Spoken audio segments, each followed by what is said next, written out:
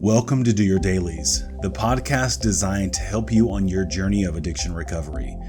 We're going to go through the big book of AA and use our collective experience, strength, and hope to help you understand what addiction recovery really looks like. So grab some snacks, sit back, press play, and dig deep. Thanks for being here.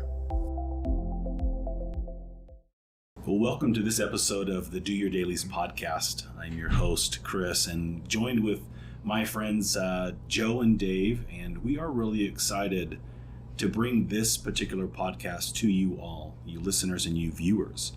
We're going to be dissecting the big book of Alcoholics Anonymous. We're going to be diving in and collectively sharing our experiences and our perspectives. And so we hope that this is really beneficial for you. We will go through the entire book and we'll press pause several times throughout, and we'll add in some comments and some perspectives and some things that we think might benefit you as a listener. And so stay tuned. We're really excited for this. Gentlemen, welcome. Thank you for being here. So appreciative of your time, your energy, and your willingness to show up. So let's have you introduce yourselves a little bit. Joe? So I'm Joe Elder. I'm a man in recovery from the disease of alcoholism, and I'm really looking forward to doing a deep dive, Chris, with you and Dave. This program has really transformed my life in some really profound ways, and it's been a gift, and I hope that the time that we spend together can be a gift for everybody that listens to this podcast and kind of the message that we get to an opportunity to share with everyone. Yeah, thank you. Good day. My name is Dave, and I too have recovered from this illustrious disease. And what I would like to focus on and share with you is that this is a process of attraction. And my prayer has been very simple: that somehow I can speak with the passion and the spirit and the heart that would make it such that you would listen, that you would think, that you would ponder these principles. I look at this book as a textbook, but not a typical textbook. What this book is the life report of several of alcoholics that have gone before us and that have survived to tell the tale. I'm so grateful that they wrote it down so that we can study, ponder, think about it. And that's really where I want to go with this. Try to discern, why did they say this? And you'll find that as we get into this, we'll laugh about some things and we'll get emotional about some things, but this is about saving lives. This is about living in a completely different way than we've ever dreamed. And so I just ask you to have an open mind. I would ask you to be willing and to continue. And please excuse my clumsiness as I may go through this, and I'm going to give you the reason. Okay, just in pure transparency. Yes. The reason I'm emotional today is because I lost a guy yesterday, his friend, and a mutual friend called me to tell about it, and he was also drinking, and so I spent the night last night working on the condition, as it were, and quite candidly praying to the God in heaven that I believe in to help me, to sustain me, and to tell me what to say. So it's real. There's nothing fabricated here. I've had opportunity to work with these gentlemen. They speak from the heart, and they speak truth. And that's what you have my word. We will speak our truth. And so it's a pleasure, it's an honor to sit among them, rub shoulders, and to launch into this. So thank you for the opportunity. Dave, thanks for that. Thanks for sharing that experience. And before we pressed record today, we connected on that. Just we've had so much loss here the last couple of days, and addiction is not one of those things that just, set it and forget it. And the recovery is just, you just get it and you check the box and you never have to think about it again. This is an ongoing process. And this we believe firmly fits for the alcoholic, for the drug addict, for the gambler, for the individual whose dopamine release, that addiction piece, is is spending all of the money, is doing those things that lead to a life of powerlessness. There are so many addictions, and I preach a drug is a drug is a drug, meaning there doesn't have to be a drug of choice for an individual to connect with the words in this book, to connect with the principles of a recovery program, of this recovery program. And one of many favorite sections of this book has to do with one of Bill Wilson's quotes about outcomes and guarantees. And so to the listener, we'll get to that point at some time in the future as we read through this book, but we believe in this program, and there are some who might push it away, and we challenge you to dig in. Give us some of your time. Really ponder. And if you feel so inspired that these things might apply to you or might apply to your loved one, listen a little bit more. Along the way, we're going to invite you to do some inner work. We're going to invite you to complete some assignments. Not busy work, but these things are designed to help that message really resonate. We would love to be able to cure addiction. There is too much havoc. There is too much pain and suffering that comes as a result of the behaviors that go into addiction issues. And I'm one who believes firmly that addiction wasn't born out of nowhere. It comes from something. It comes from pain. It comes from sorrow. And so it is one of our missions, one of our goals, to end suffering and to help people find peace, serenity, and happiness. And so with that, yes, please buckle up. Grab a big book. If you can't find one, come down to our office if you're local. We're here in Utah. You can download our mobile app for free, Hobble Creek Behavioral Health, and you have access to an electronic version for free. But most treatment centers, addiction recovery treatment centers, if you walk into their doors and say, I need a big book, most of them will just give one to you. Okay? But dig in. Along the way, we also will invite your comments. We want you to write in, and you can reach us directly.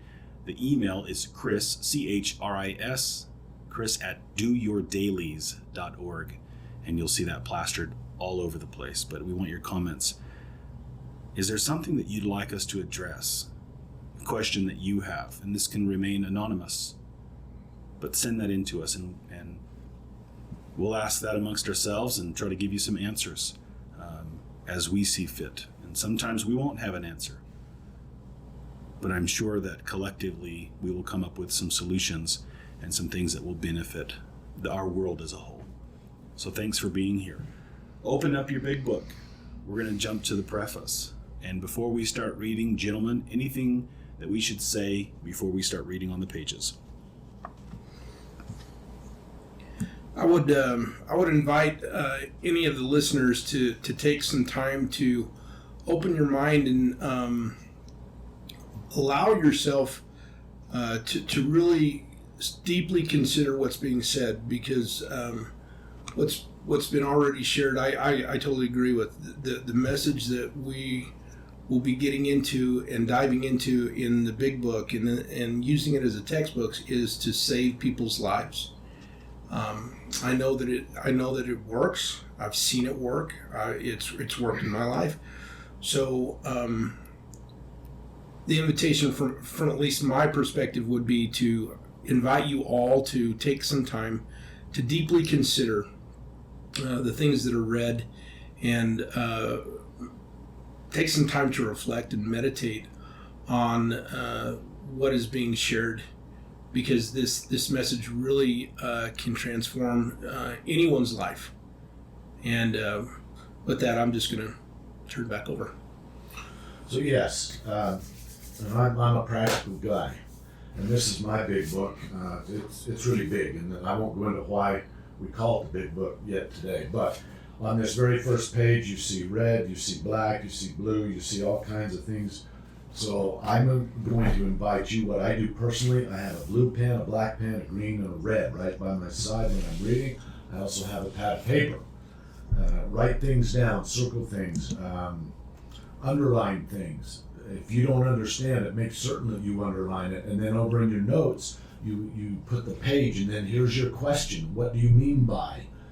What we don't want to have happen is we just gloss over something and you don't understand it. If I don't, and there are times in when I've been helping people, I've actually gotten down to saying, why that word? Why did they choose this word? And what does that word mean? Because if I don't understand that word, what it means, I may not understand the sentence. And if I don't understand the sentence, I can't understand the principle. And if I don't understand the principle, I'm going to drink again. These are the principles, life-saving principles. So I just encourage you to be very interactive with this.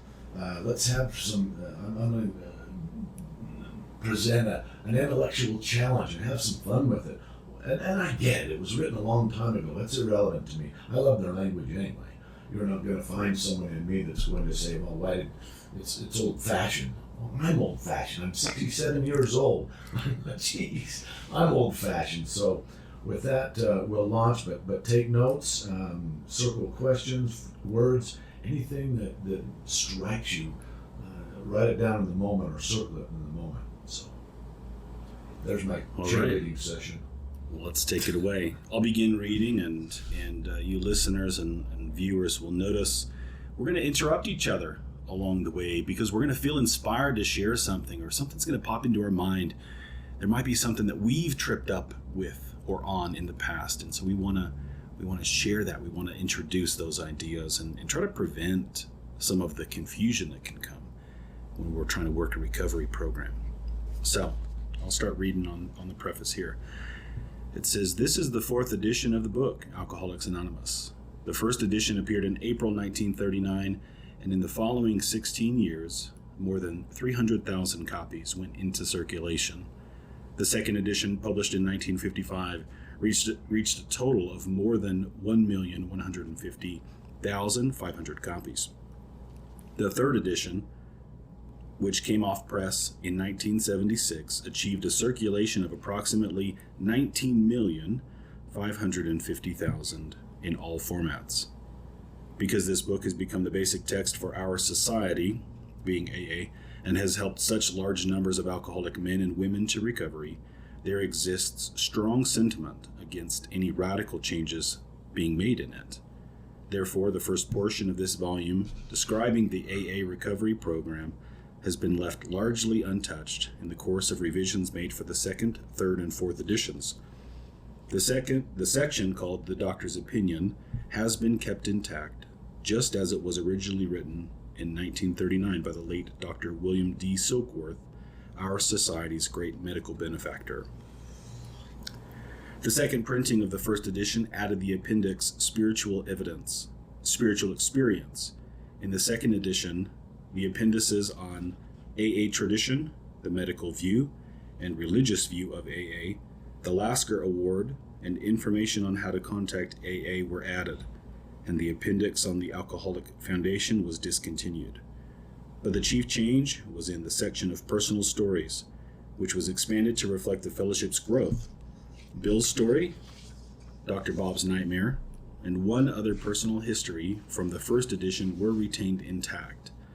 3 were edited, and one of these was retitled.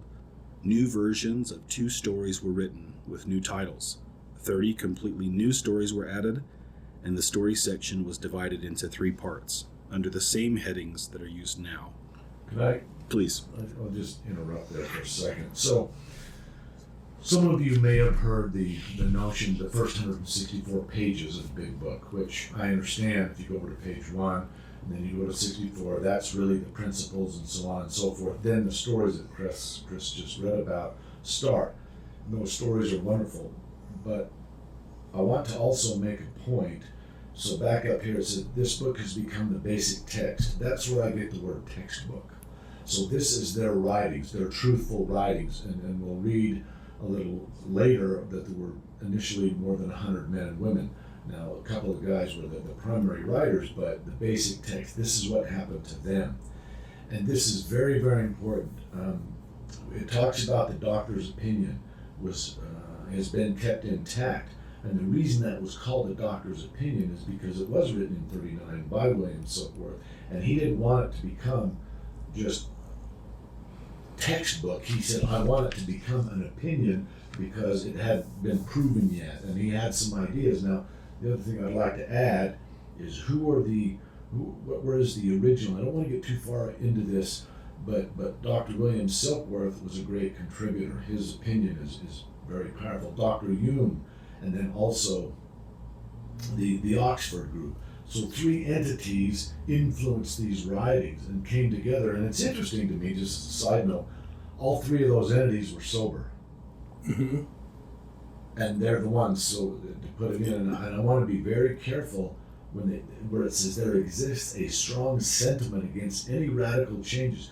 Now, there have been some changes, and the most important that I want to preface here is that the doctor's opinion is now included. If you get a copy today, it's in the Roman numerals, but it's such critical information. So most people don't read the Roman numerals, so therefore they don't get the doctor's opinion. They read the first 164, and if I recall, we'll more than likely talk about that later. But to Chris's point, we're going to interrupt and talk about this. And what does it really mean? Because they left us a trail. They left us a process wherein if we jump in and do this, our experience can be similar to theirs. And I would just like to point this out. There's a promise out there, and people ask all the time, is it effective or isn't it? And there's a quote that goes something like this: rarely have we seen a person fail who thoroughly follows the path. I think what's really important is to thoroughly do it. So what I would encourage you, there are going to be things that come up that you're going to have issue with, write those down. And let's navigate through them versus you have an issue with it and then that just stops the train. We don't want to do that. And so I just want to pay homage to the late Dr. William D. Silkworth and what he wrote and how powerful, and he was extraordinarily experienced with the addict alcoholic. And then of course Bill Storer and the others. So we'll move on. In the 3rd edition, Part 1, Pioneers of AA, was left unchanged. 9 of the stories in Part 2, They Stopped in Time, were carried over from the 2nd edition. 8 new stories were added. In Part 3, They Lost Nearly All. 8 stories were retained. 5 new ones were added. This 4th edition includes the 12 concepts for world service and revises the 3 sections of personal stories as follows. 1 new story has been added to Part 1, and 2 that originally appeared in Part 3 have been repositioned there. 6 stories have been deleted. 6 of the stories in Part 2 have been carried over, 11 new ones have been added, and 11 taken out. Part 3 now includes 12 new stories. 8 were removed, in addition to the 2 that were transferred to Part 1. All changes made over the years in the Big Book, AA members' fond nickname for this volume, have had the same purpose: to represent the current membership of Alcoholics Anonymous more accurately, and thereby to reach more alcoholics.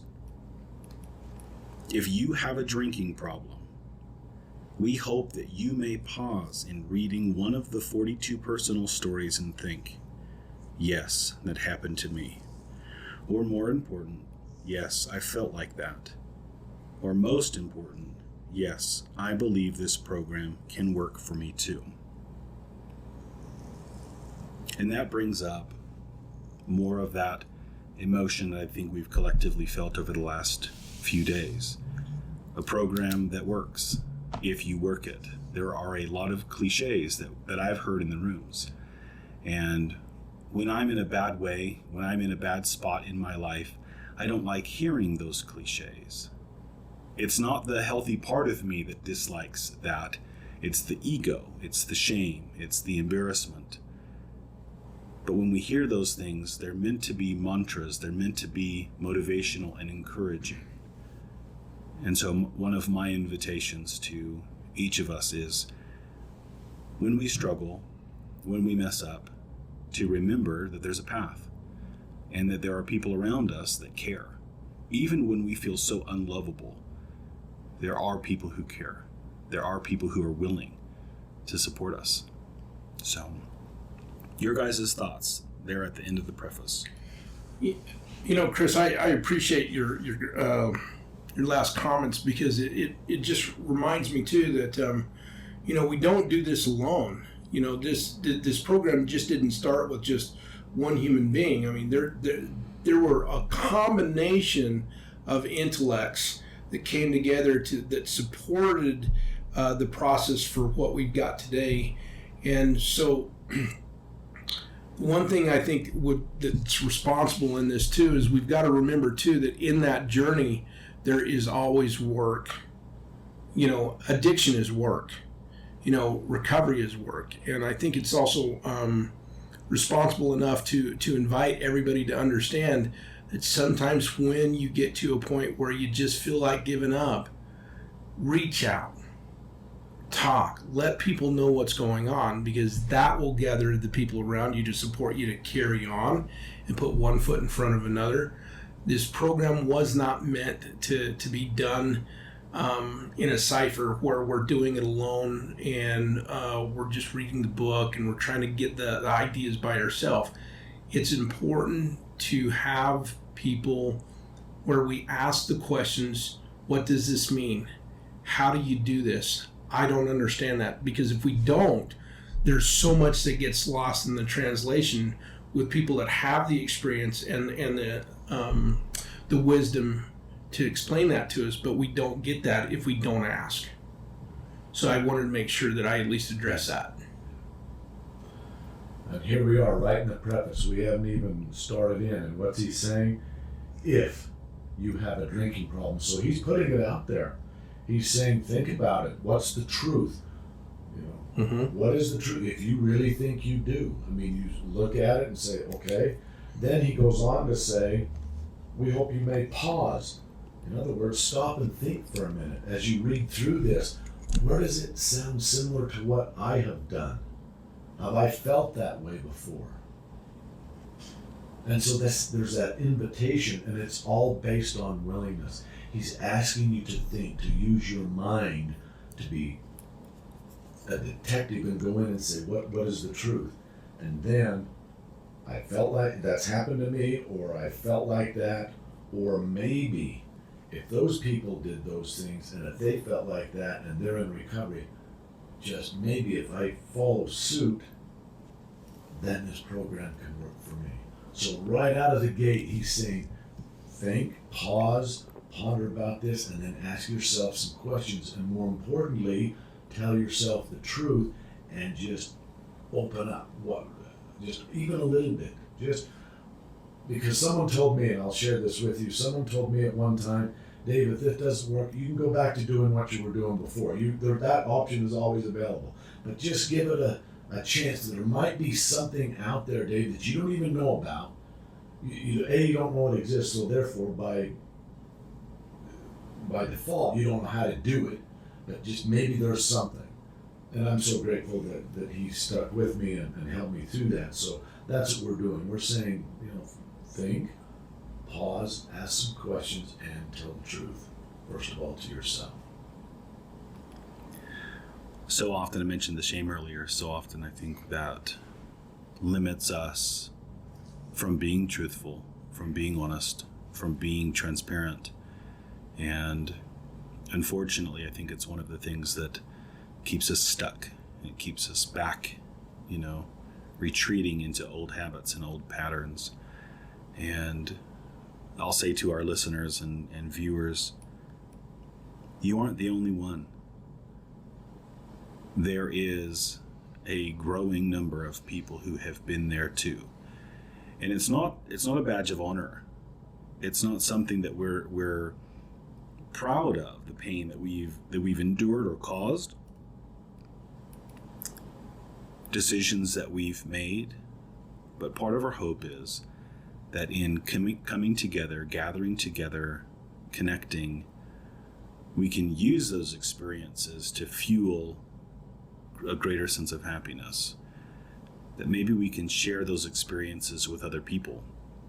And you mentioned attraction before. And, there is something attractive about hearing somebody else's story. And maybe it's a little sick and twisted when we hear somebody's story of pain and we go, oh, we just feel it. We can, our heart plummets. We connect with that pain. And I think there's a part of the human soul that wants to come to the aid of others, that wants to help other people. And I love that. I think it's a very noble thing. I would invite each of us to open up to safe others, to healthy others, and say, look, I need some help. I can't do this by myself. I don't even know where to start. Maybe I don't even know what that looks like. But something we'll give you all is the ability to hit play again and to message into us. Please don't try to do it on your own. And again, we will say this so many times along the way. You're not alone. And you're not too far gone. You are never too far gone. I would add one more comment, Chris. And you might be asking, what's in it for me? Is this really possible for me? And I would say yes. I have evidence of that, not only in my own experience, but I've been in the industry for many, many, many years. And there are some promises in here, but let me share with you today how one of them came true. So I mentioned that I had the loss yesterday, so what that did for me was it ignited a desire again for me to just reach out. And I called, oh boy, I'm going to get emotional, Joe. I called both my sons and I talked to them. And I told them how I felt about them. I told them my feelings, what they meant to me, all of it. And I got emotional doing it. And I will tell you, back when, let's pretend this was my bottle. Well, this would never be my bottle because that's 20 minutes. It's not big enough. But as I was down in the bottle of a much larger bottle than this, I couldn't even have dreamt of having such a conversation and expose my feelings and my emotions that way. So what's in it for you? A life that you can't even possibly imagine. As I sit here today, armed to the square, I've been married 42 years to the same woman, I have 3 children. And I've talked to them all in the last 24 hours. And that never could have happened before. They would not have been in my life, I know that for certain. I don't know, I wouldn't be here today, and I don't throw that out casually. But just to be able to articulate, what's more important is how to articulate our thoughts, our feelings about people that mean the most to us. What a blessing, what a promise that comes true, and we're taught how to do this within the context of this book. We're taught how to speak the truth and tell and show emotion and just be an authentic human being. And the way I would frame it is it has taught me to be a wholehearted man, live from a wholehearted standpoint. Do I make mistakes? Of course I do. But we're also taught how to deal with that, how to recognize it and then make an amends and move through and on. So I just tell you that there's a lot of territory to cover, and it's worth this is low-hanging fruit, and there's plenty for all. So on my part, thank you for indulging for a minute, and you have my word. I will tell you the truth. I will absolutely tell you the truth about how this has worked and my experiences, and I hope this becomes attractive enough that you continue to join us. Thank you. Thanks, gentlemen.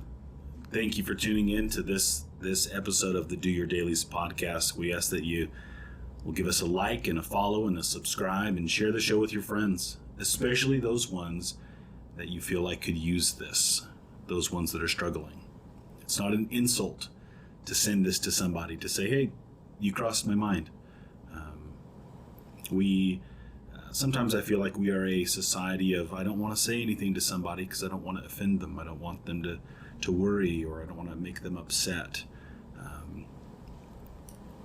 I believe firmly that unconditional love, having unconditional love for another human being, whether it be our child, our friend, our loved one, or a stranger is reaching out and doing the hard things, the uncomfortable things, the things that we would want someone to do for ourselves, right?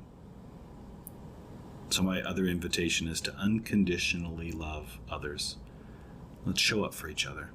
Thanks for tuning in. We'll see you next time. Have a great rest of your day.